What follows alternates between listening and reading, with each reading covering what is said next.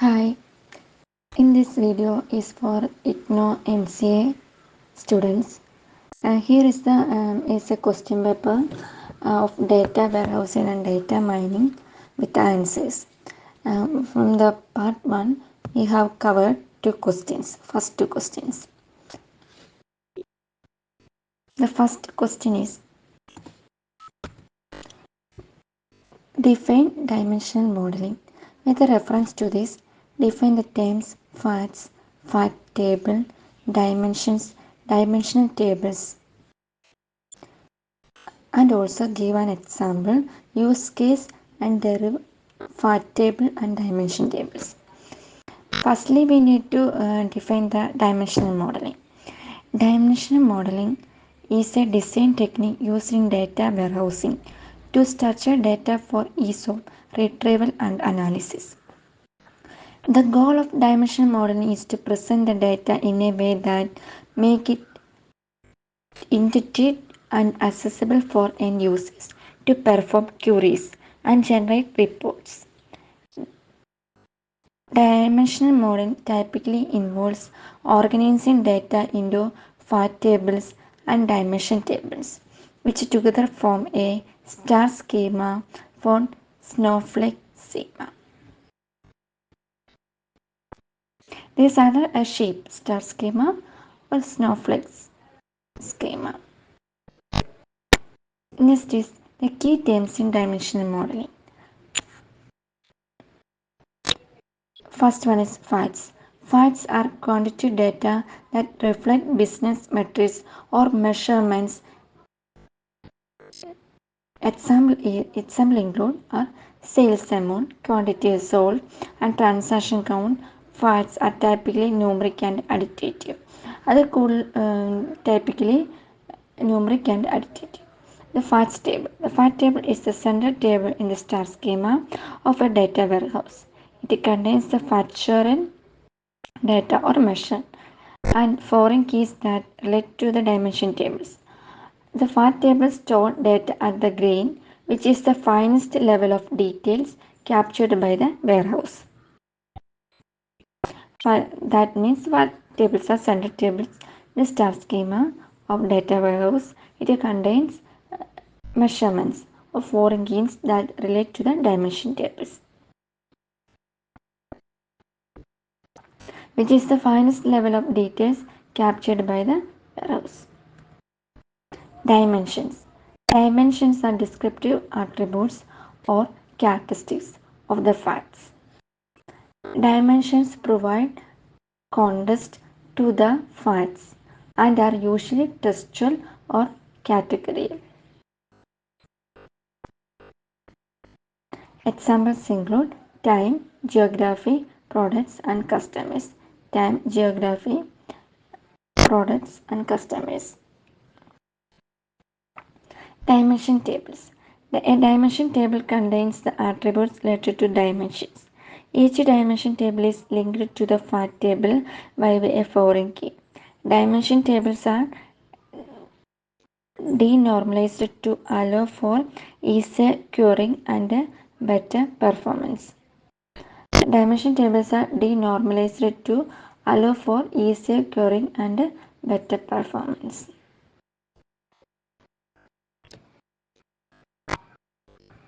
Next is example of use case. Latest use case. The product we selected is retail sales data warehouse.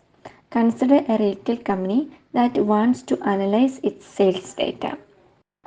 The company needs to track sales performance across the different products, stores, and time periods. The fact tables includes the facts sales table capture sales transitions and includes the following columns. Fact tables first fact sales retail sales ആണ് എടുത്താണ്. Sales table includes the following sales ID, data key, that is the foreign key to data dimension, date key, not data key, date key, product key, foreign key to product dimension, store key, foreign key to store dimension, Sales amount is a measure. Quantity sold is also a measure. Next is dimension tables. The dimension tables in the right is sales, storage, date dimension, date, date key, primary key, date, day, month, quarter, year. Next is product dimension. Dim product represented as dim product, product key, primary key, product name, category, brand, price. The third one is store dimension. Dim store represented as dim store, store key, primary key, store name, location, store type, manager name. Next is the representation. Star schema representation. Dim product, fast sale, dim store. Dim date and dim store. Product include dim date and dim store. Fat tables, fat sales.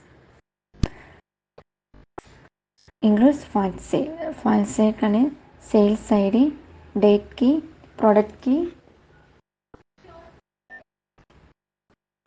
store key, sales amount, quantity sold. The next is dimension table. It's represented as dim date. The dimension tables includes data key, note, date key, date, day, month, quarter, year. The date key is represented as a number, date, and that date. Then day, month, January, February, March, quarter 1, 2 or 3, then the year. Next is dimension table of dim product. That's a representation of product. Includes product key, it's a number, product name, category, brand, price. Next is dimension table include dim store. The dim store includes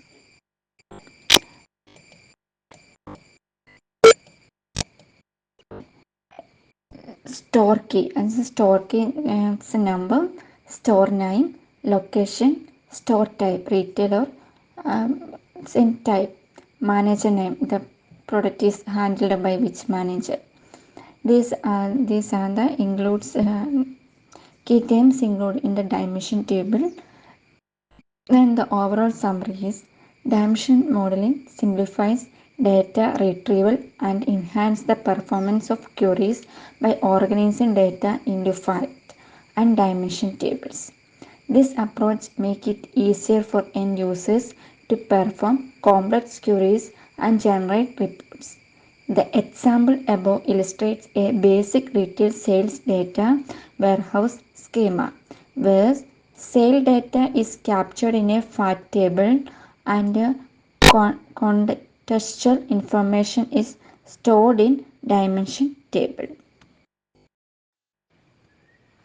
Next question is, with the help of a data warehouse architecture diagram, explain the following components and their significance.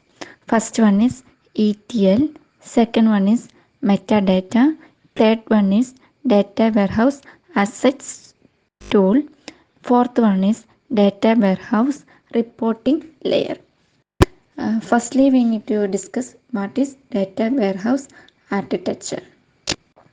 A data warehouse architecture typically comprises server layers and the components that work together to collect, store, and provide access to the data for analysis and reporting. Below is an explanation of the key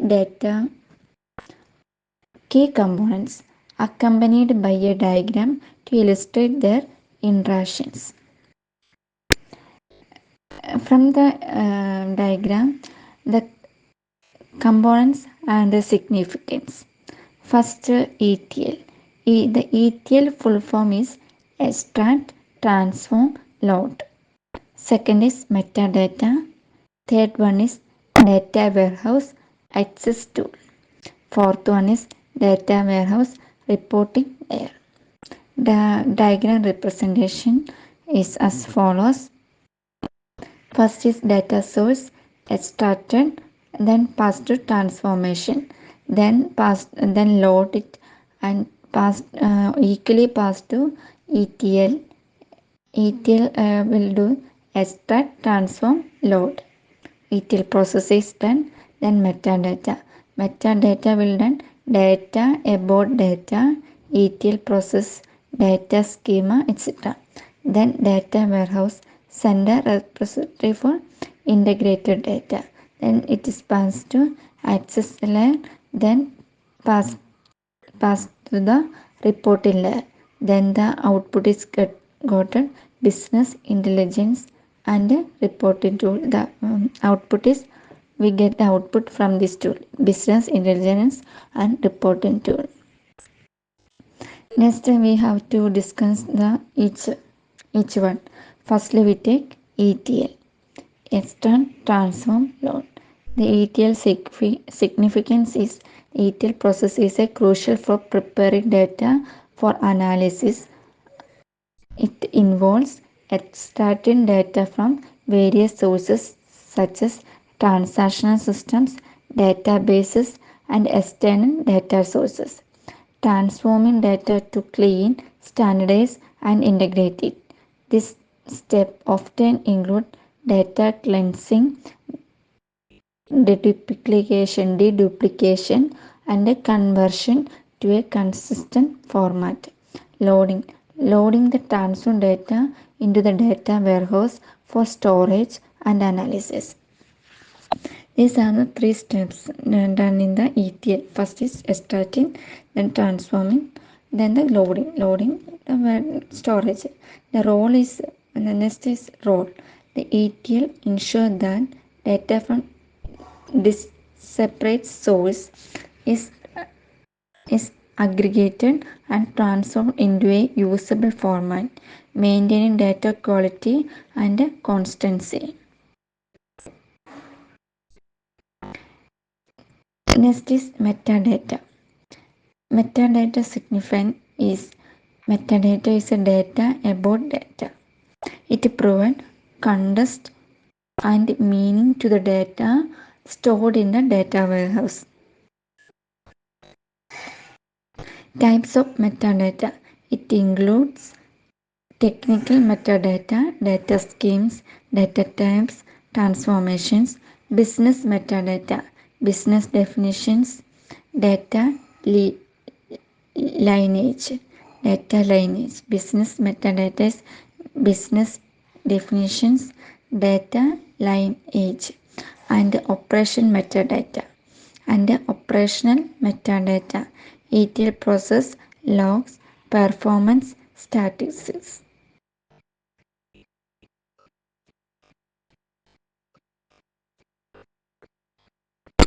Then the function of metadata helps in data governance, improves data quality, aids in data discovery, and assistance in managing ETL processes.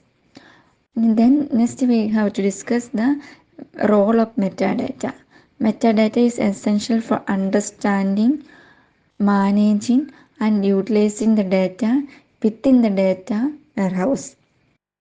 It serves as a guide for users to understand the structure and content of the data warehouse. The next is data warehouse access tool. It's the third one. Significance. These tools provide the means for the users to interact with the data warehouse. The types of tools: query tool, OLAP, online analytical processing tool, data mining tool, and business intelligence tool. Functions: allows user to perform queries, generate report, create dashboards, and analyze data in a user-friendly manner. Role: The access tools are the interface between the user and the data warehouse, enabling data retrieval and analysis to support decision-making process. It's a role of the data warehouse access tool. The fourth one is data warehouse reporting layer. It's the last layer. Its significance is the reporting layer presents the data in a format that is understandable and actionable by a business users. Components includes reporting tool, dashboard, and visualization tools. Functions provide predefined reports, ad hoc report capabilities, and interactive dashboards for data exploration and analysis. Role: the reporting layer translates the raw data into insightful information through visualization and reports, aiding in a strategic decision making and operational efficiency.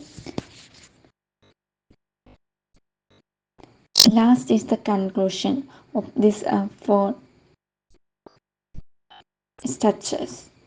Conclusion: each component data warehouse architecture plays a critical role in ensuring that data is properly connected, processed, stored, and made accessible for analysis.